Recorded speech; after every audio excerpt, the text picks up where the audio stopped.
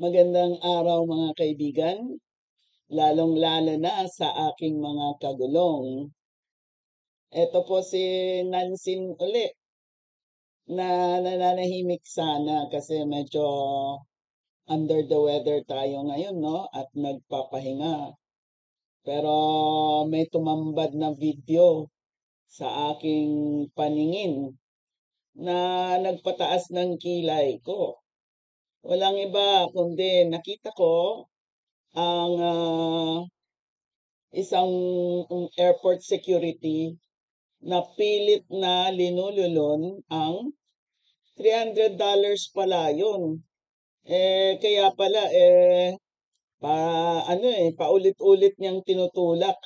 Ang hirap siguro ilulun yun. Kaso, ito lang ang aking masasabi, no? Nakakahiya talaga ang mga taong ganyan.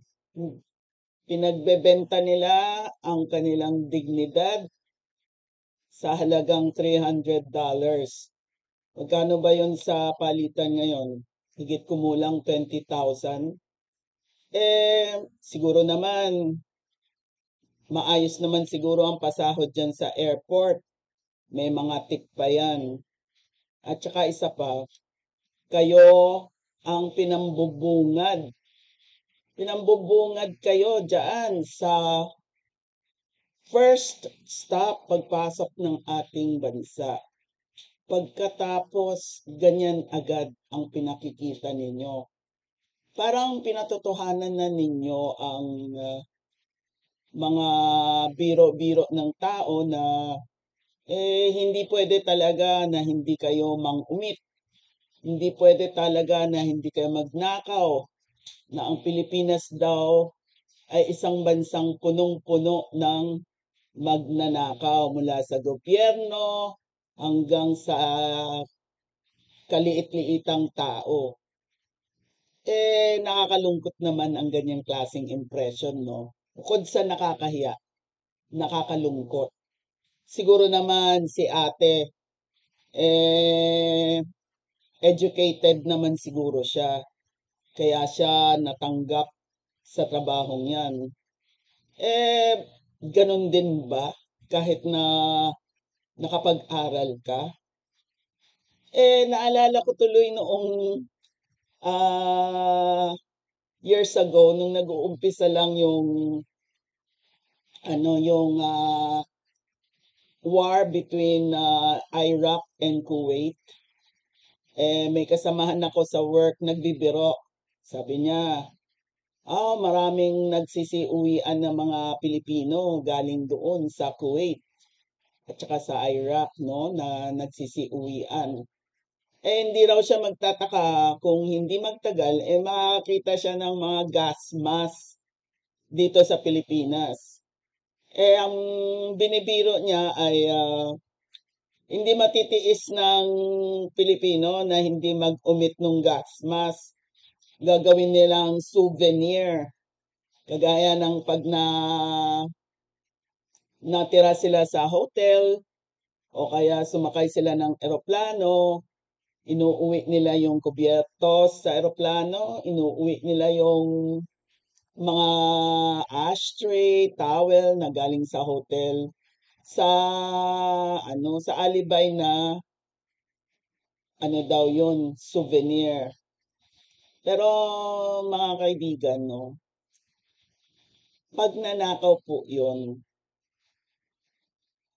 ang sa akin lang naman, pinalaki kami sa paniniwala na kapag kumuha ka ng hindi iyo, kapag kumuha ka ng walang pahintulot, pagnanakaw yun. At ang pagnanakaw, walang walang classification yun. Hindi yung porket 1 peso ninakaw mo, mas maliit ang kasalanan mo. Pag 1 million ang ninakaw mo, yun ang mas malaki ang kasalanan. Dinikdik sa utak ng namin, ng aming mga magulang na ang pagnanakaw ay pagnanakaw. Kahit na piso ang ninakaw mo, 1,000 ninakaw mo, 1 milyon ninakaw mo, pagnanakaw pa rin yon. Ngayon, ewan ko kung anong gagawin, nahuli na raw. Sana maging magbigyan ng magandang leksyon yan. Para naman hindi tayo binabansagan ng bansa ng mga magnanakaw. Na kapag may Pilipino dyan, kailangan mag-ingat-ingat kayo. Baka pag alis niyan, may nawawala na. Kagaya ng mga kaibigan kong may mga tindahan dyan. Sanay na sanay daw ang ilan sa ating mga kababayan na kapag namili, kasabay na may inuumit. Kaya akalain mo meron ako mga kaibigan dyan, yung isang maliit na tindahan. May 16 na CCTV camera, lahat ng anggulo kailangan meron. Dahil bukod sa binabantayan nila, ang mga tindera nila na magaling din mag-umit, binabantayan din nila ang ilan sa kanilang mga parokyano na nagnanakaw rin habang namimili. Kung tama ang aking nabalitaan, sa isang pasaherong Chino pa, ninakaw yung $300. Masisisi mo ba kung ganun na lang kaliit ang tingin ng mga Chino sa atin? Na feeling nila kayang-kaya nila gawin dyan sa West Philippine Sea kahit anong gusto nilang gawin dahil ganun nga ang imahe na pinapakita ng ilan sa ating mga kababayan na ang kanilang kaluluwa ay pwede nilang ibenta sa halagang $300. Take note ang nagnakaw niyan, hindi yung kung sino lang sa kalye na patay gutom. Ang nagnakaw niyan, ang ganda pa, naka-uniform. Si ate, naka-uniform dyan. Tapos, rene-represent niya airport security. And then, mag-uumit lang siya ng $300 na pilit niyang sinusubo sa kanyang bibig at pilit niyang tinutulak sa lalamunan at gusto niyang ilulon sa pamamagitan ng pag-inom ng kanyang tubig. Naisip ba niya na ano kaya kung hindi yan lumabas at ma-stuck yan sa kanyang intestine? Kasi take note, hindi naman yan basta-bastang natutunaw sa sikmura.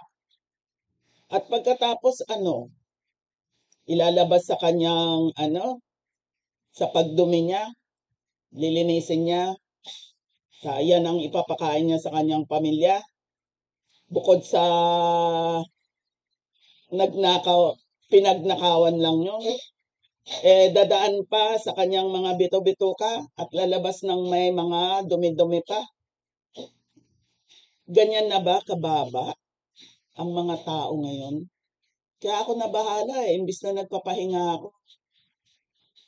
Hindi ko na maintindihan Ewan ko kung bukas pagising ko meron na naman ako makitang kung anong napaka-outrageous na naman na video dyan. Sana naman maghunos-dili naman tayo, no? Gusto mong irespeto, ikaw ate, airport security. Ikaw ang unang makikita ng mga dayuhan dito. Tapos ganyan imahe ang iiwanan mo sa mga lalong-lalo na sa mga bagong pasok dito sa Pilipinas. Kaya napakababa ang tingin ng tao sa atin. Kaya nga feeling nila kayang-kaya nila tayo. Kasi nabibili tayo sa halagang $300 na isusubo mo pa sa bunganga mo. Na itatae mo pa yon. Kadiri.